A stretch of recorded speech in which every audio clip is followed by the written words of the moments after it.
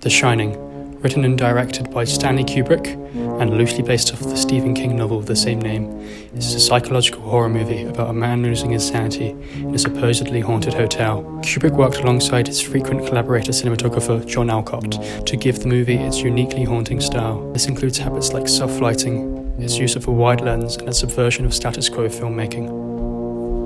I'm talking about one of my favourite movies of all time, The Shining, and I couldn't find anything to point with, so I've got a Harry Potter wand. Also, I'm doing this on a projector because I don't want to mess with Premiere Pro. So I mentioned subversion, and I think Kubrick does it very well in this scene here in the bathroom. So we have Dilbert and we have Jack. And Dilbert's character is a reflection of what Jack is about to become later in the story. So they go against the common 180 rule that is demanded in two-way conversation. So as you can see here, they're actually just about to change to the other side of this wall. So just give it a minute. Give it a minute. Ready? Watch this. It's really cool. Abracadabra. Wow. We're now over here, which shows the reflection between Jack and Dilbert, or whatever his name is. I can't remember. I think his name is Dilbert. I wrote it down as Dilbert, so it's probably Dilbert. Another filmmaker subversion that Kubrick makes is up here on the staircase. Now, there's a rule in cinema that the person at the top of the staircase must lead the conversation, and the person at the bottom is subordinate to them. However, as you see Shelley Duvall's character walking up here, we see Jack's character here, we see Jack Nicholson walking into frame, taking up more and more of the frame as he leads this conversation, absolutely just destroys Shelley Duvall. So we have Jack take over the camera, and she's now leaving the frame entirely as Jack leads this conversation about what's good for him, and he shows his possessive, and it shows how Jack is absolutely just controlling his family.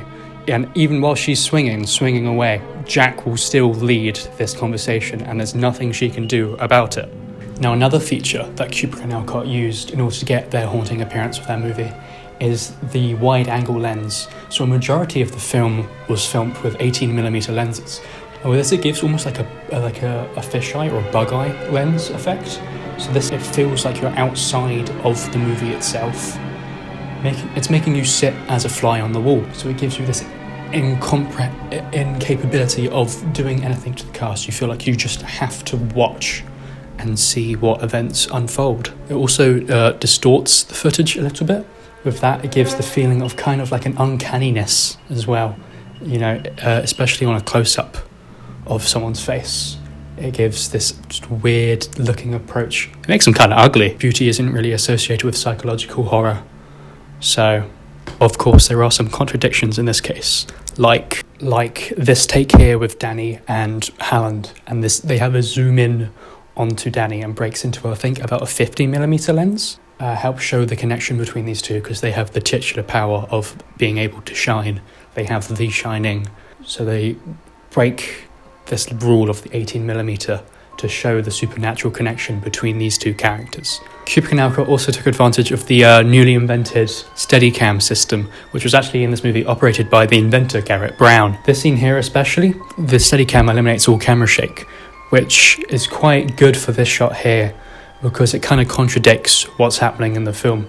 Danny's wheeling up and down these corridors, not quite sure what's going to happen. Because in reality, if you're running behind Danny, your vision would be shaking. This is also shown in both maze scenes, where Danny and Jack are running around. And the lack of shake also quite contradicts the franticness of the situation, which just deepens more and more the connotations with ghosts and being kind of this smooth and levitating creature. So overall, The Shining uses unique and visual style and non-conformity to disturb its viewers in ways that they won't necessarily notice. I wish I could talk about more of it, because I could talk about this movie for hours, but I only have 5 minutes, so not much I can work with. A little slow tonight, isn't it?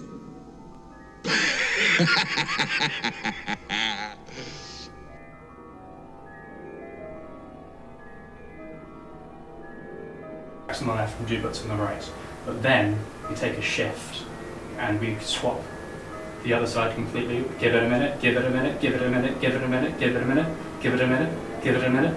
There we go. See, they're on the other sides now. And Kubrick, oh my god, Freya. Freya! Dog! Okay. Come on. Okay.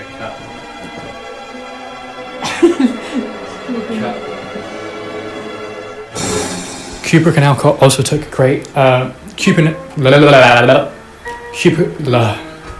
I can't say Kubrick.